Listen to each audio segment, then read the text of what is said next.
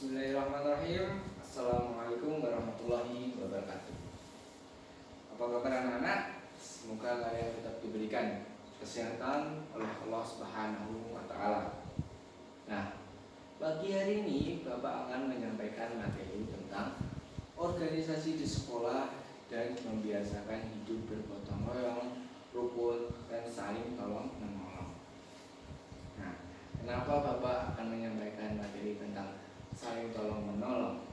Karena pada zaman sekarang ini menurut Bapak sangat memprihatinkan. Nah, gimana kalian ini siswa sekolah dasar, orang tua kalian lebih suka memberi kalian HP daripada untuk memperbolehkan kalian bermain di luar rumah. Menurut Bapak, bermain di luar rumah, bermain bersama teman-teman itu sangat penting. Karena apa? Untuk membentuk karakter pribadi kalian masing-masing. Dan selanjutnya Bapak akan membahas tujuannya. Nah, tujuan pembelajaran hari ini yang pertama, melalui pengamatan dan diskusi, siswa dapat menyebutkan contoh organisasi di lingkungan sekolah secara tepat. Yang kedua, melalui pengamatan dan diskusi, siswa dapat menjelaskan manfaat, tujuan, dan struktur organisasi yang ada di lingkungan sekolah. Lanjut.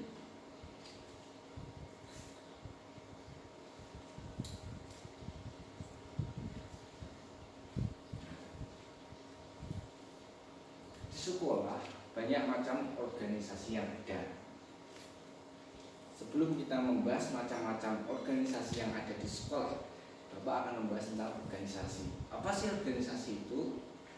Organisasi yaitu sebuah kelompok dan di dalamnya terdapat orang-orang untuk saling bekerja sama mencapai tujuan kelompok itu sendiri. Nah, macam-macam organisasi, ada koperasi, yang kedua ada pramuka, yang ketiga ada OSIS, yang keempat ekstrakurikuler. Nah, koperasi sendiri memiliki arti yang dimana koperasi didirikan di lingkungan sekolah. Anggotanya terdiri dari siswa sendiri. Yang kedua ada pramuka, salah satu organisasi di sekolah yang menurut Bapak menyenangkan. Selain menyenangkan, pramuka juga banyak manfaatnya. Dengan mengikuti kegiatan pramuka, kalian akan mendapatkan banyak keterampilan hidup, dan mengikuti kegiatan pramuka kalian akan mempunyai banyak teman. Nah, yang ketiga ada OSIS. OSIS itu bertugas untuk menciptakan suasana yang kondusif bagi siswa satu sekolahan, bukan satu kelas. Tidak hanya satu kelas, dalam praktiknya OSIS membantu pihak sekolah untuk menggelar kegiatan yang sportif demi pengembangan diri. Nah, Bapak akan membahas lebih lanjut tentang pramuka dan koperasi sendiri. Pramuka ini misalnya dalam kegiatan pramuka dibentuk regu. Nah, di dalam regu itu sendiri ada ketua dan anggotanya.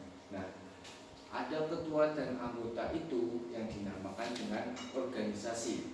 Karena apa? Biasanya kakak-kakak pembina akan memberikan tugas kepada kalian, dan ketua akan mengkoordinasi semua anggotanya untuk tujuan yang sama, yaitu untuk menyelesaikan tugas yang diberikan oleh kakak pembinanya. Lanjut koperasi.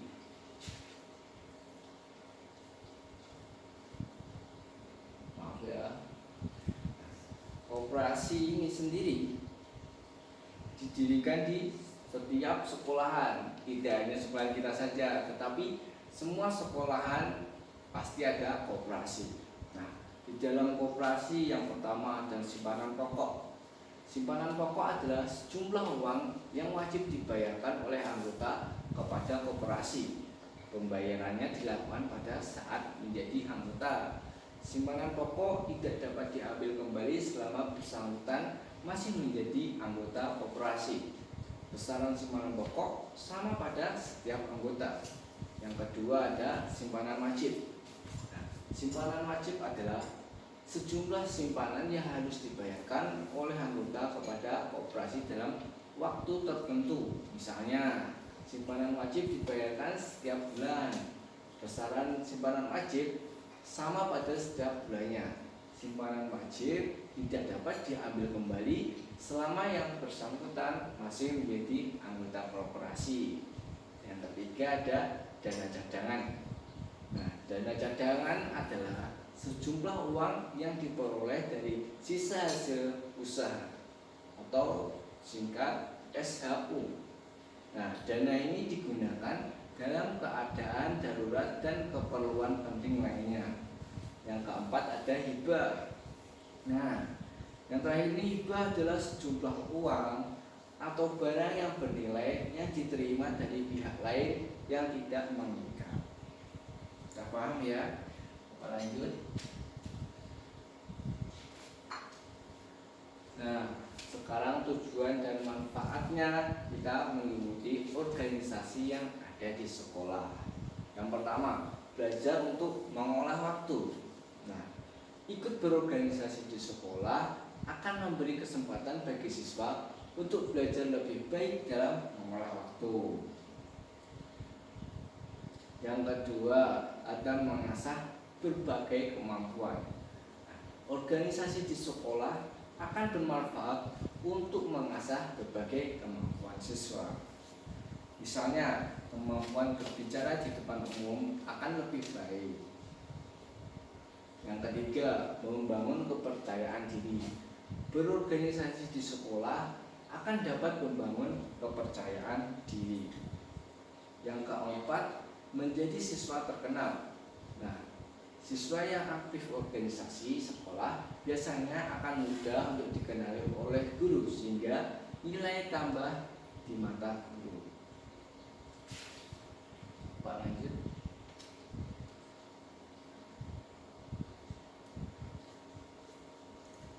Nah, selanjutnya gotong royong atau saling menolong akan terjadi apabila yang pertama, kerukunan.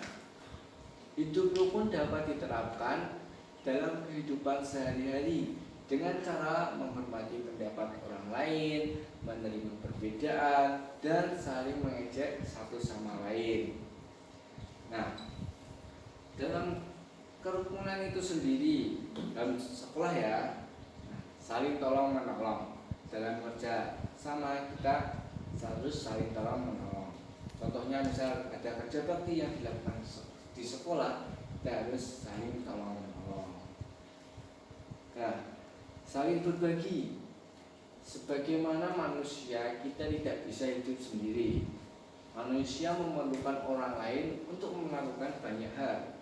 Itu merupakan sifat manusia sebagai makhluk sosial. Nah, contohnya di masyarakat saja ya, ambil saling bahu-membahu dalam membersihkan lingkungan sekolah. Nah, biasanya kan pada musim hujan banyak nyamuk. Nah, nyamuk itu akan menyebabkan demam berdarah. Kalau kita tidak gotong royong untuk membersihkannya, dampaknya akan kepada kita sendiri. Nah, yang ketiga adalah tolong menolong di rumah dan di sekolah. Tolong menolong artinya saling membantu. Tolong menolong juga berarti bekerja sama dengan orang yang ditolong, memberikan pertolongan kepada yang membutuhkan tanpa pilih-pilih. Tolong menolong merupakan perbuatan yang sangat mulia. Bapak lanjutkan.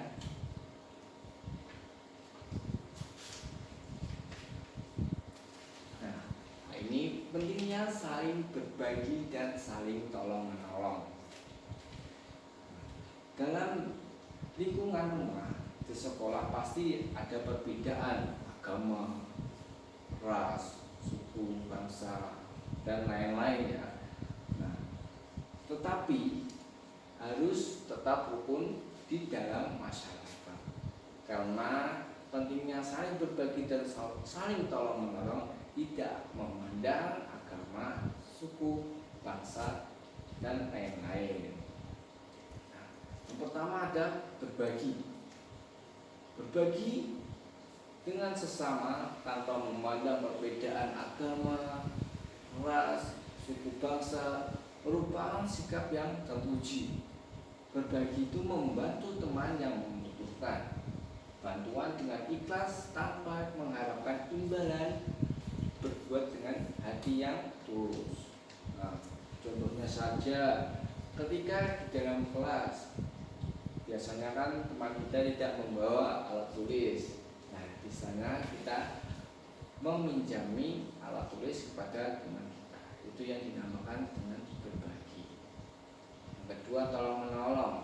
Dalam lingkungan rumah dan sekolah, kita harus hidup saling tolong menolong meskipun kita berbeda agama, suku bangsa, karena manusia tidak dapat hidup sendiri tanpa bantuan dari orang lain. Lanjut ya.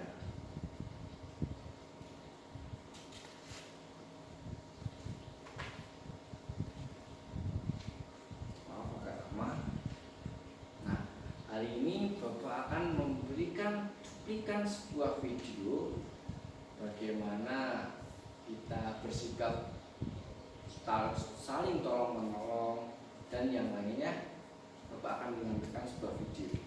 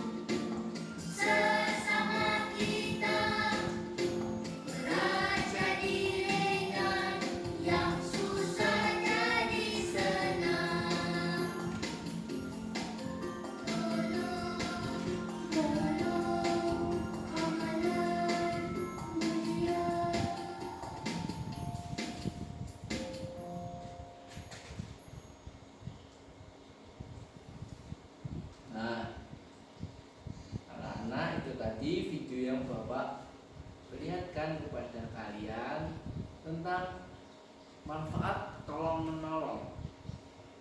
Nah, dari video itu Bapak memberikan tugas untuk kalian.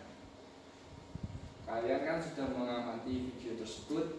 Nah, tugasnya apa yang pesan yang dapat kalian ambil dari video yang sudah Bapak tayangkan tadi. Untuk tugasnya dikumpulkan minggu depan ya.